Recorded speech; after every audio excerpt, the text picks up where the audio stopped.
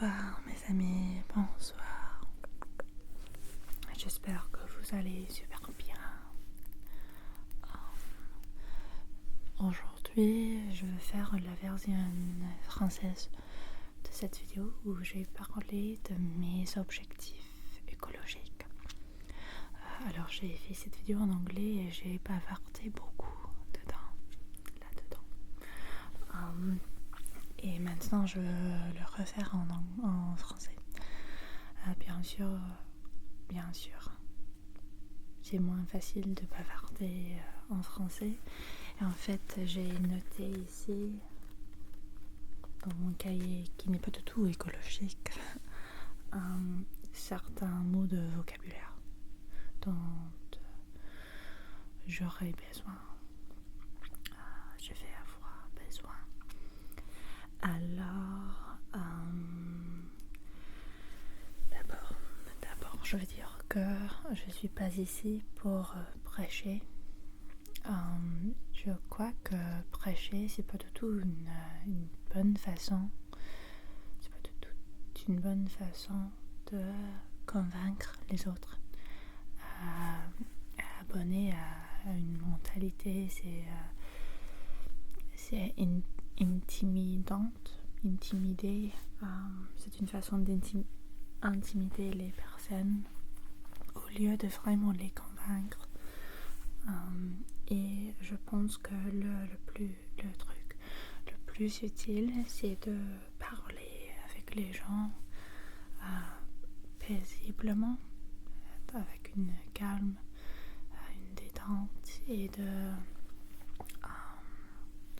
échanger les opinions sans une confrontation, sans une bagarre, lutter. Alors, je veux partager mes objectifs personnels écologiques. Et j'ai voulu faire cette vidéo parce que chaque été, pour les dernières années, les années récentes, j'ai eu un vrai anxiété sur le réchauffement climatique, la sécheresse, les problèmes mondiaux de l'environnement. Mais après l'été, quand l'automne est arrivé, j'oublie bien souvent ces anxiétés.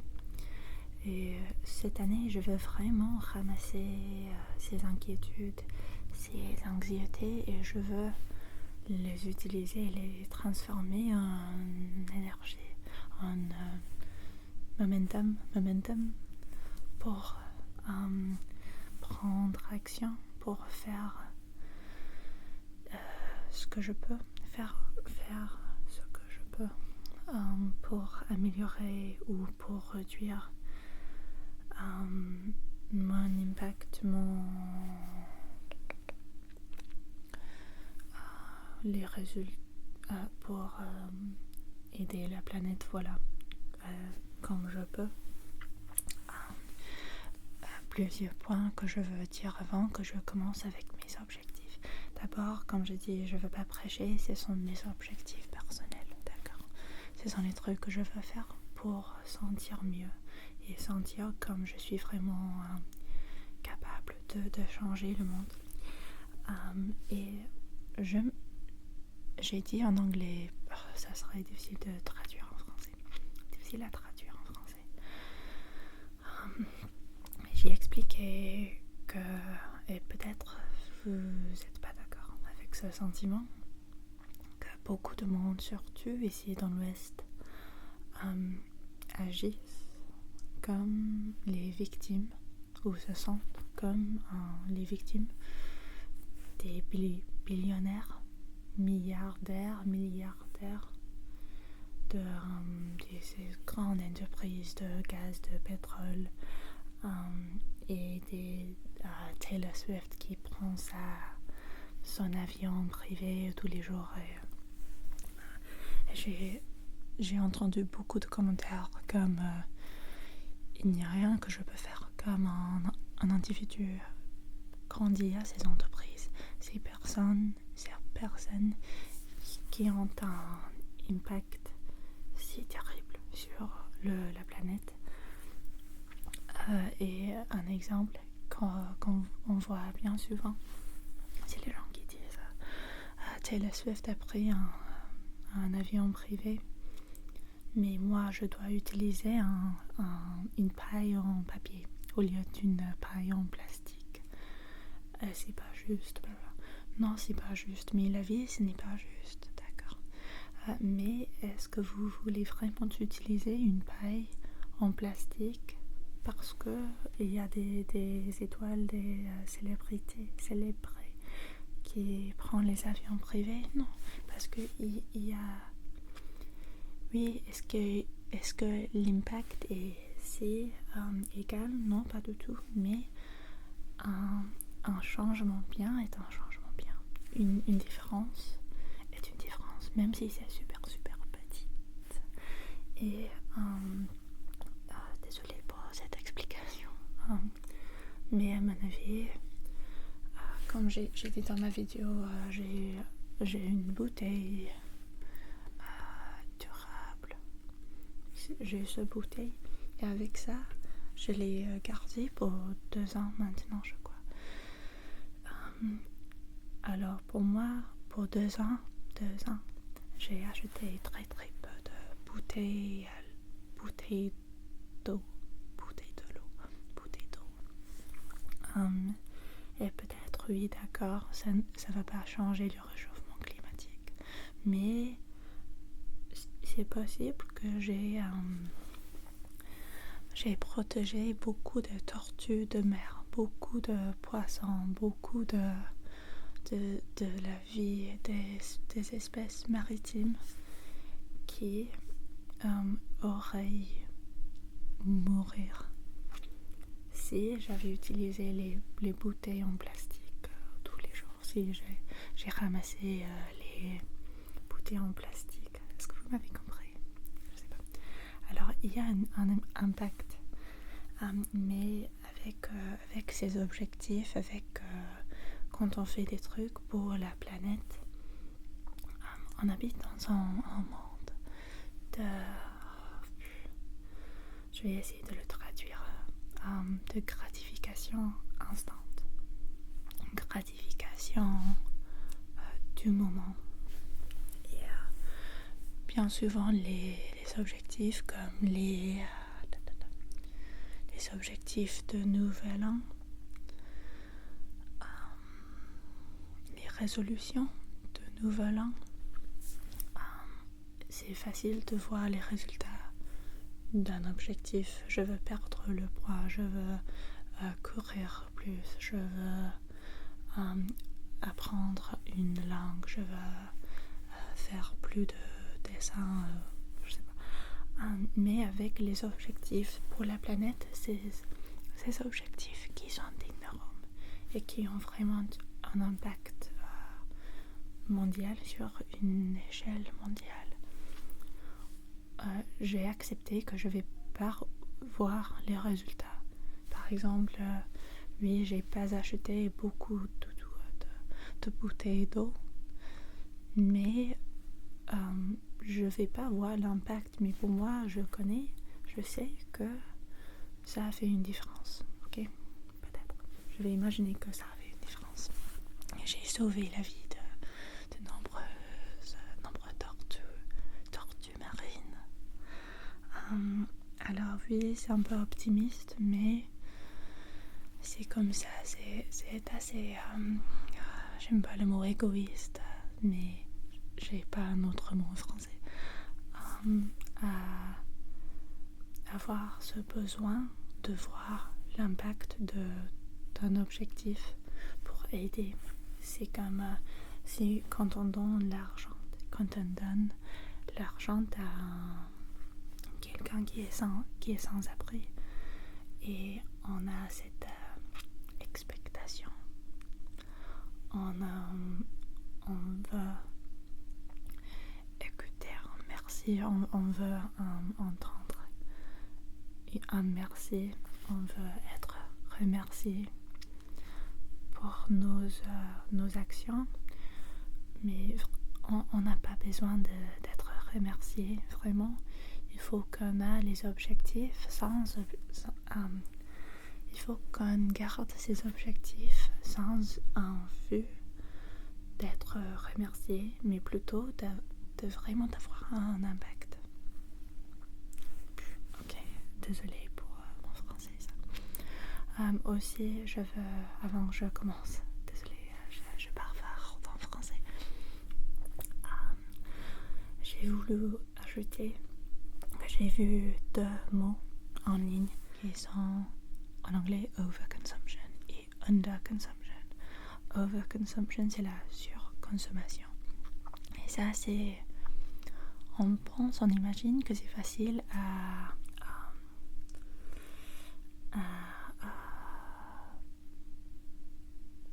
étiqueter. C'est facile à voir la surconsommation. Ce sont pour les influenceurs qui ont des milles de parfums, des produits de maquillage, produits de soins, produits les poudres, protéines, des vêtements, les milles de ça et ça et ça. Et quand on pense à la surconsommation, bien sûr ça c'est la surconsommation. Mais je pense aussi que ici dans l'Ouest, ici au Royaume-Uni, en Europe, aux États-Unis, au Canada, la surconsommation, ça c'est une partie de nos vies, vraiment. Et je pense que les 2 mots sont un peu dangereux. Ces étiquettes sont un peu dangereux. La surconsommation, bon, voilà, il y a vraiment une surconsommation très forte. Mais j'ai noté aussi, il y a ce mouvement de sous-consommation. Je ne sais pas si ça a du sens en français. Je crois que le mot underconsumption, c'est nouveau en anglais aussi. Nouveau dans les années récentes que nous avons adopté ce mot. Mais je pense que ce mot, c'est le plus dangereux des 2. Parce que c'est quoi la sous-consommation? Pour moi, faire quelque chose, ça veut dire qu'on n'a pas assez. Et la consommation dans l'Ouest, dans l'Ouest. Et c'est quoi assez? Vous m'avez compris, c'est pas facile d'étiqueter les choses dont on a besoin. Parce que pour moi, la sous-consommation, c'est de pas avoir assez. J'ai pas assez mangé, j'ai pas assez acheté, j'ai pas assez de trucs, j'ai pas assez pour survivre. Alors la sous-consommation, qu'est-ce que c'est? Et c'est un mot TikTok, c'est pas un vrai concept, je crois, parce que la sous-consommation dans l'Ouest est complètement différente de la sous-consommation dans des autres pays. Et nous sommes vraiment pas très reconnaissantes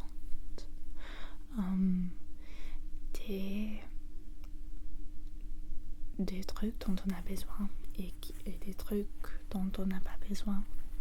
Je pense que dans l'Ouest, on considère le confort et les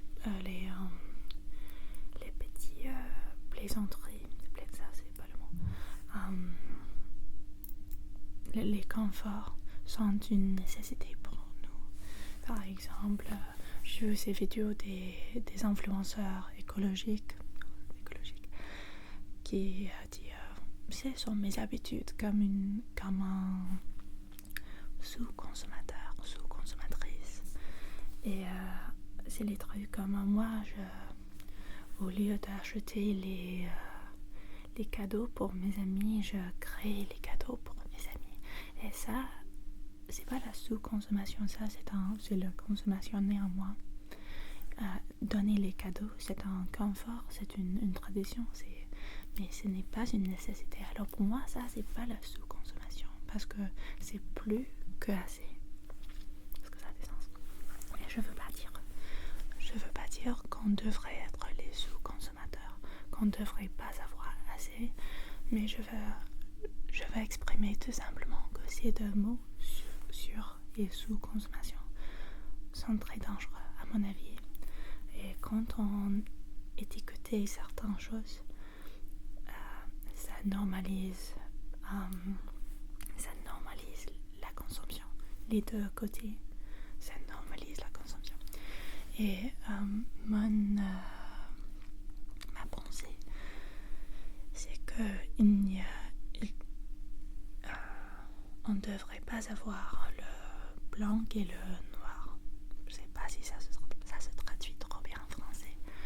Le blanc et le noir, vrai ou faux, bon ou mal, bien ou mal.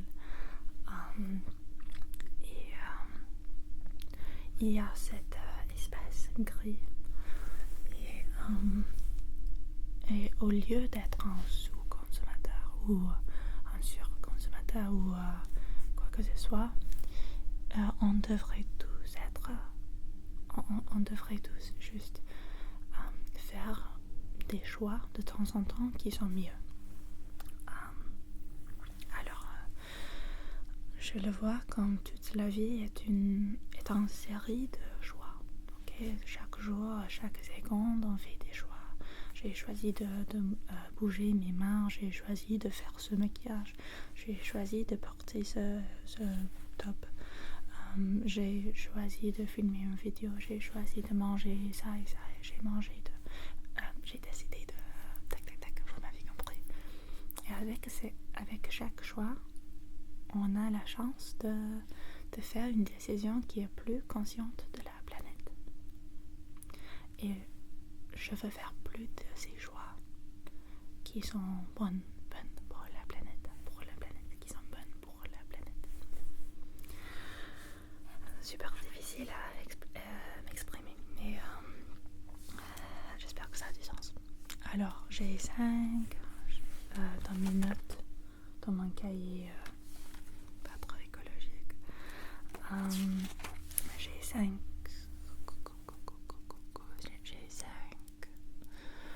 catégories, chaque 5 sujets dont je veux parler. Alors le premier, c'est la bouffe. Et le premier truc, on ne peut pas parler des objectifs écologiques sans parler de l'alimentation. Moi, je veux manger moins de viande. Je cuisine pas la viande trop souvent. Quelquefois, je cuisine le poulet. Je ne cuisine jamais la viande rouge. Mais quand quelqu'un d'autre cuisine, mon copain ou mes amis, je mange la viande. Et quand je suis dans un resto, je mange la viande. Et je suis une personne qui est vraiment contre l'IA, intelligence artificielle. Mais en vérité, c'est l'industrie de la viande, surtout les vaches, qui utilise plus de l'eau que l'industrie IA. Il y a beaucoup de monde qui sont en fait alignés avec moi et mes politiques, sont complètement contre l'IA à cause de l'utilisation de l'eau, mais mange les vaches, voilà. Mais on mange les vaches. Et encore c'est blanc et noir et blanc. On peut dire bon, l'IA c'est pas essentiel, mais l'aliment, la nourriture est essentielle et les vaches sont un aliment. Oui, d'accord, mais il y a aussi beaucoup d'autres aliments qu'on peut manger sans manger les vaches, sans manger la viande. Mais on tourne les yeux, quelquefois on est assez blinket, je sais pas le dire en français, comme un cheval. Un cheval. on voit juste ce qu'on veut. Et c'est facile de sélectionner les infos et former une mode de vie autour de ça, au lieu de vraiment être ouverte d'esprit et de considérer tous ces aspects. Alors moi, je déteste l'IA et j'ai parlé de ça dans le passé, mais je me suis dit, ok, bon, je peux pas détester, je peux pas être contre l'IA et son utilisation de l'eau si je suis pas prête à manger moins de viande. Alors ça, c'est mon premier objectif alimentaire. Deuxième, je veux utiliser moins d'applis alimentaires. Par exemple, Deliveroo, Just Eat, Uber Eats, j'ai oublié des autres. Mais ces applis de livraison. Je comprends que c'est pas trop facile pour tout le monde, surtout si on habite dans les banlieues, pas dans une ville. Mais pour moi personnellement, j'habite à Londres et j'ai plus de 20 restos autour de ma rue. Alors c'est pas du tout difficile pour moi de sortir de la maison, marcher, commander un repas et de l'emporter à l'emporter. C'est pas difficile pour moi et en fait je suis juste complètement paresseuse et c'est pour ça que je ne l'ai pas fait. Et j'ai pas essayé tous les restos près de moi et j'ai hâte de faire ça. Alors c'est une activité et en fait c'est bon pour l'exercice, je vais marcher, c'est bon pour la santé mentale d'être dehors et de marcher, c'est bon sur une échelle financière parce que j'ai pas besoin de payer pour la livraison. Je ne soutiens pas ces grandes entreprises qui prennent l'argent des restos et voilà, tout simplement c'est une bonne idée et c'est juste à cause de mes tendances paresseuses que je ne le fais pas. Alors je vais arrêter avec les applis de livraison pour la nourriture. J'avais un troisième objectif alimentaire mais je l'ai oublié en fait. Alors je vais passer au deuxième sujet qui est les cadeaux. Comme j'ai dit plusieurs fois, beaucoup de fois, je suis anglaise. En Angleterre, peut-être vous savez déjà ce stéréotype, mais c'est une vérité, que les Anglais n'aiment pas trop être, comment puis-je le dire, il y a cette politesse. On essaye d'être assez poli beaucoup de temps. Les Anglais, moi y compris moi, moi compris. Et quand on arrive au Noël, mes amis et ma famille me demandent Olivia, qu'est-ce que vous voulez pour le Noël comme un cadeau? Et chaque fois, tout le temps, je dis j'ai besoin de rien, j'ai tout ce que je veux dans ma vie. C'est assez pour être avec vous, ma famille, et de dépenser de temps avec ma famille, mes copains, blablabla. Mais en fait, je sais que mes amis, ma famille vont m'acheter un cadeau néanmoins. Même si je dis je ne veux rien, ma famille va m'acheter quelque chose. Alors, il faut que je dise ce que je veux. Il faut que je dise d'accord, ce que je veux, au lieu d'être super poli. J'ai pas besoin de rien. Bon, parce que je n'ai besoin de rien. Je n'ai rien besoin. Désolée. Parce que sinon, je vais recevoir beaucoup de cadeaux dont genre j'ai pas besoin. j'ai vraiment pas besoin. Une famille, des amis super gentils, mais je reçois beaucoup de cadeaux et j'ai pas de place pour les mettre dans mon appartement où je reçois les vêtements qui sont pas de ma taille, où je reçois les produits de maquillage, de peau que j'utilise pas. Vous m'avez compris, ça serait beaucoup mieux pour réduire les gaspillages si je demande ok, je veux cette babiole, je peux donner le lien sur eBay ou quelque chose que ce soit. J'ai besoin d'une ça et ça, je veux ce produit de maquillage, j'ai besoin des nouveaux chaussettes, et comme ça on peut vraiment réduire le gaspillage. Et je vais demander aux autres à faire le même, vraiment, parce que je ne veux pas acheter un gaspillage. Je ne veux pas acheter un déchet pour quelqu'un. J'espère que ça a des sens. Deuxièmement, on peut donner la nourriture comme un cadeau. On peut en cuisiner un gâteau.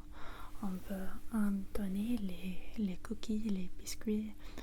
On peut donner les fromages aux personnes. Et comme ça, le cadeau, ça serait pas gaspillé parce qu'on peut le manger. Ça ne prend pas de place dans la maison. Alors donner les cadeaux, donner les boissons, le vin, c'est une bonne idée à mon avis.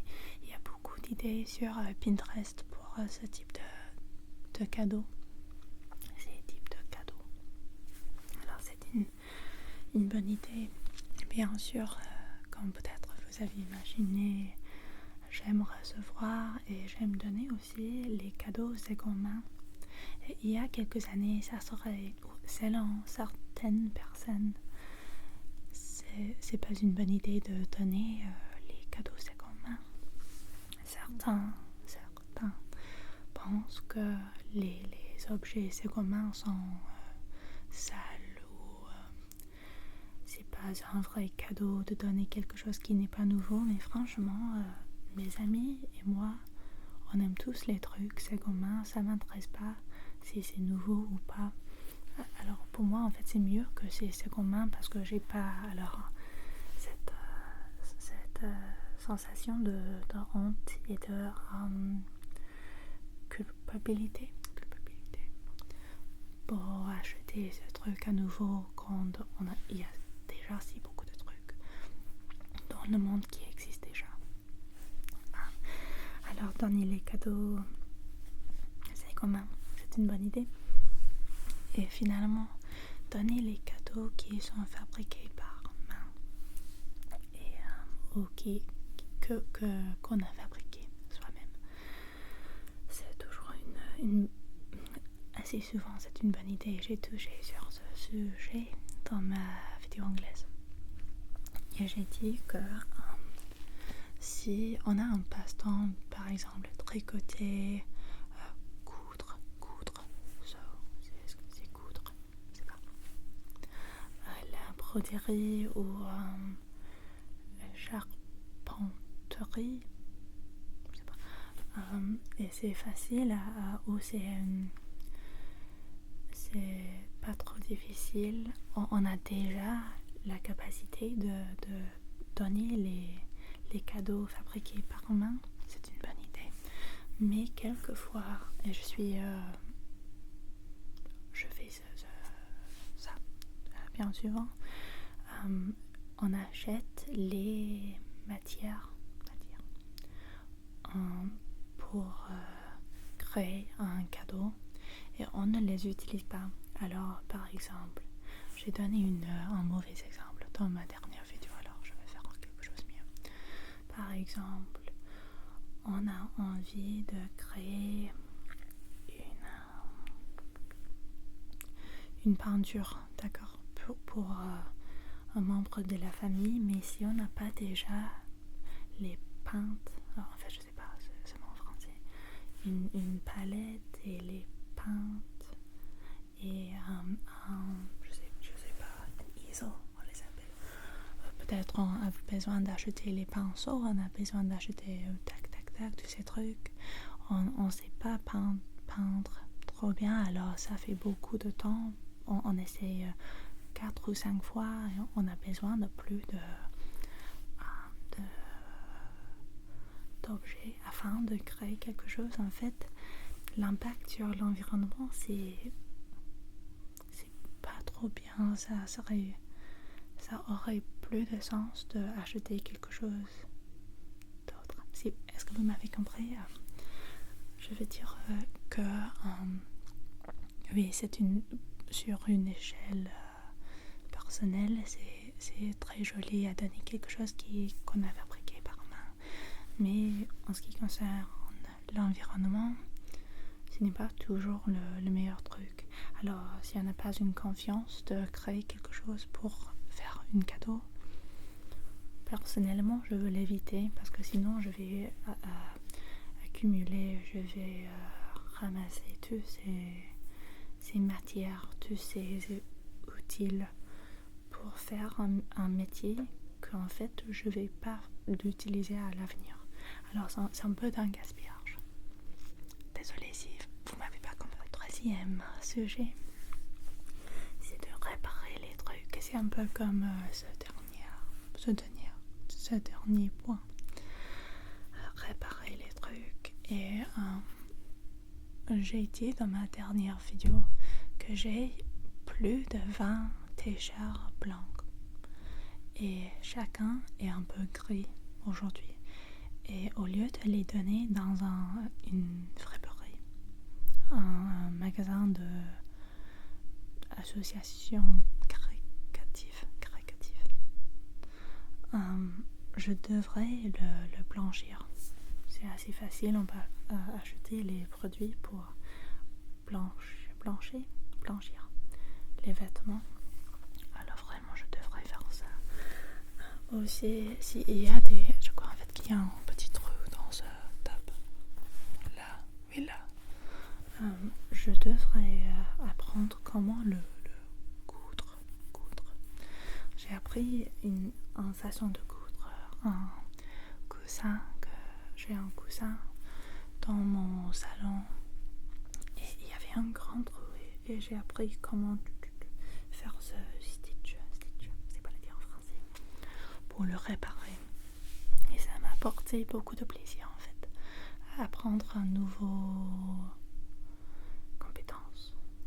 nouvelle compétence. Par exemple, comment laver les vêtements sans les faire mal. Ou, quelquefois, c'est pas possible de laver les vêtements soi-même. Il faut qu'on les apporte dans un pressing. Est-ce que c'est ça? Une laverie professionnelle. Alors oui, c'est quelque chose où on a des bottes ou les chaussures qu'on a besoin de réparer, mais on ne sait pas le faire. On peut les apporter dans un cordonnier, et c'est professionnel. Ces personnes existent, mais moi personnellement, je ne les utilise pas. Et j'ai vraiment besoin de les explorer un peu et de les utiliser. Alors quand je trouve ces déchirures, je pourrais les essayer moi-même, ou je pourrais apporter mon vêtement, ma pièce, l'objet à un tailleur. C'est une option. Et j'ai parlé aussi en anglais de les poêles ou les qu'est-ce qu'on les appelle, cassoulet, c'est de les nettoyer très bien, parce qu'il y a, quand on brûle des trucs dans les cassoulets ou les poêles, c'est facile à dire je vais le nettoyer à l'avenir, mais en fait c'est couche de nourriture brûlée ou des huiles brûlées agrandissent se forment, et à l'avenir, on va décider de acheter une nouvelle poêle ou un nouveau cassoulet.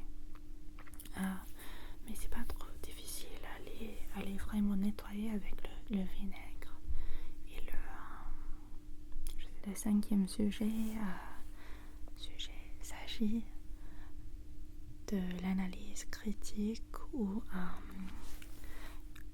d'avoir un esprit critique. J'espère que j'ai appliqué ce mot correctement. Alors, toute la vie de nos jours, c'est un pub sur les réseaux sociaux. Même quand on décide de regarder un influenceur, même moi par exemple, je vante pas des trucs, mais peut-être vous avez décidé que vous aimez ma bijouterie ou vous aimez ce truc, j'ai oublié, une lampe. Et peut-être vous pensez, j'ai envie de quelque chose comme ça, ou entre chaque vidéo il y a des pubs et de nos jours c'est difficile de savoir quelles vidéos sont les pubs ou pas. Et il faut que j'accepte vraiment moi-même, car je suis pas... même en anglais j'ai oublié le mot.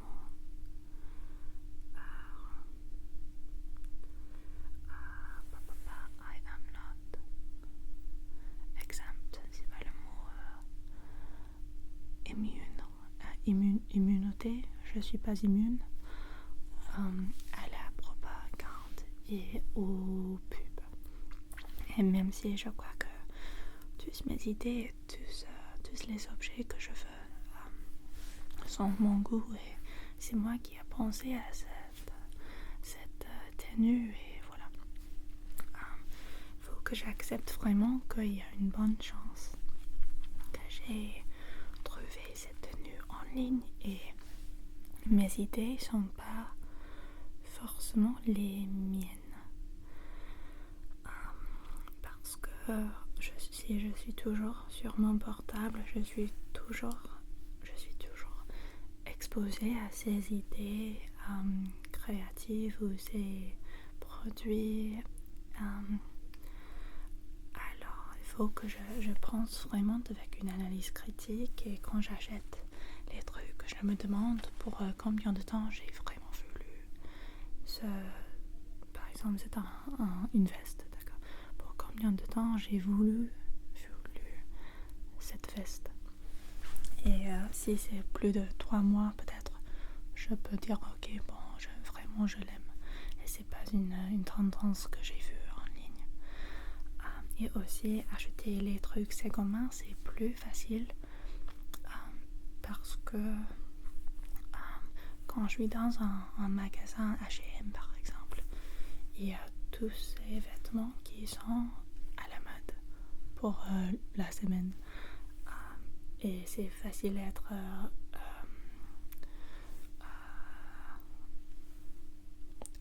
c'est facile d'être influencé par ces tendances du moment, même si c'est pas forcément mon goût. Et pour moi, c'est difficile vraiment à savoir quels trucs sont de mon goût et qui sont pas. Alors pour moi, Pinterest, ça fonctionne bien à mon avis, parce que je peux regarder mes goûts depuis 2014 peut-être, et c'est plus facile pour moi à vraiment connaître quel type de truc j'aime vraiment et quels trucs sont les tendances que j'ai adoptées sans conscience. Aussi, quand on achète les trucs seconde main, c'est très facile d'être opportunistique. Je sais pas si ça mot existe en français. À penser que mais je n'ai jamais vu ce pantalon dans ma vie, et maintenant si je ne l'achète pas, je vais pas avoir la chance de l'acheter parce qu'on peut pas le trouver en ligne par exemple. Mais vraiment c'est important pour moi d'être moins comme ça et à penser vraiment est-ce que je vais penser à ces pantalons demain? Si je ne les achète pas, est-ce que je vais vraiment être triste de ne les pas avoir, de ne le pas avoir? Ou non? Franchement, non. Est-ce que ça a du sens? Je pense à l'avenir. Et il faut qu'on pense aussi, quand on achète quelque chose qui est nouveau ou pas, il faut qu'on pense à la vie de cet objet. Alors on pense à la fabrication de l'objet, à la livraison de l'objet si on commande quelque chose en ligne ou on va au magasin pour acheter quelque chose. Il y a toujours cette livraison. Si on achète les vêtements de Shein, il faut que ces vêtements soient importés des pays loin du Royaume-Uni. Et ça, est-ce que c'est sur les bateaux, sur les avions, sur le train? Et même si on achète les trucs qui sont assez communs, si on commande sur ligne, il y a cette livraison. Si on achète dans une friperie, comment les friperies ont-elles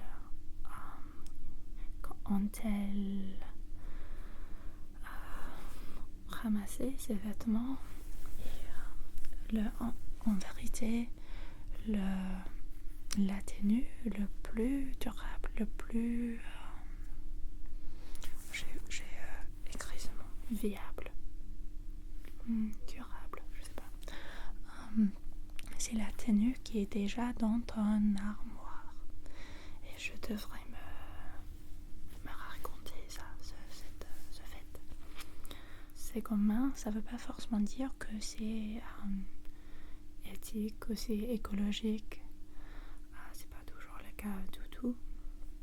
Et donner les vêtements aux friperies, au magasin caricatif. Est-ce que c'est ça, caricatif?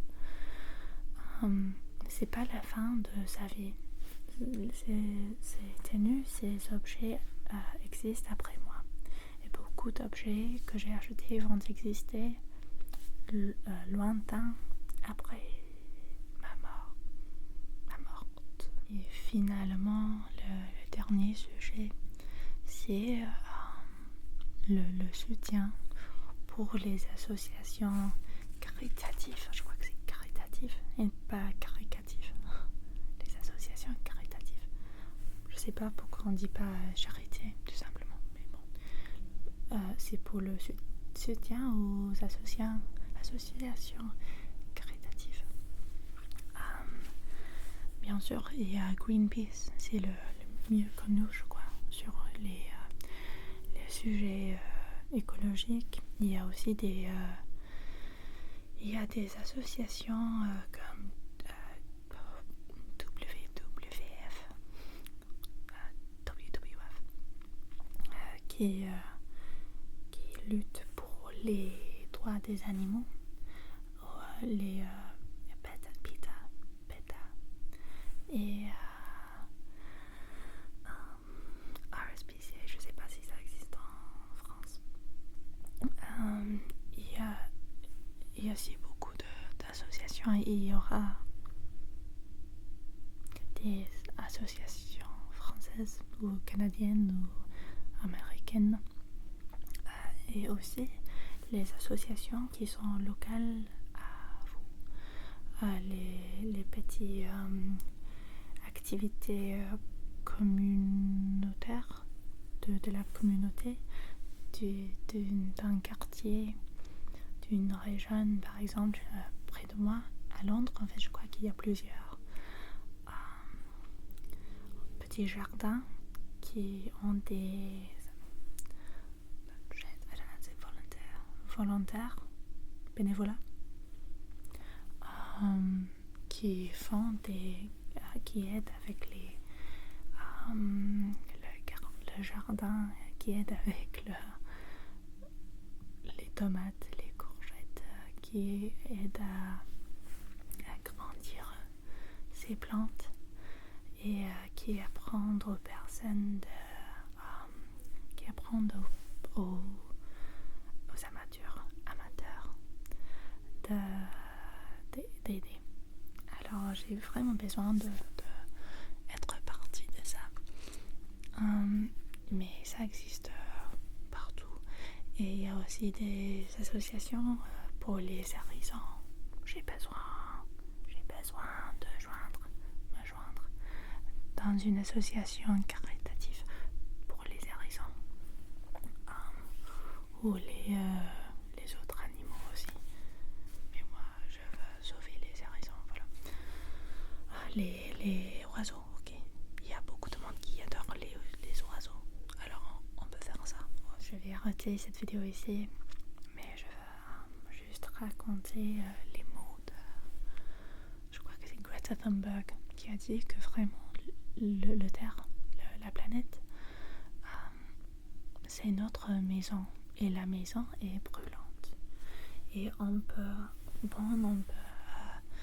se débattre sur les politiques, sur les femmes, les hommes, le gauche, le droit, la gauche, le droit. Ça et ça, vrai ou faux, tac et tac. Mais en fait, nous sommes tous dans cette maison brûlante. Et avant qu'on peut vraiment aider le monde, il faut qu'on sauve, on le sauvegarde. J'ai pas trop bien expliqué. Mais j'espère que vous avez aimé cette vidéo ou que vous avez trouvé des morceaux d'inspiration. Ou vous avez des autres idées, des autres suggestions pour moi.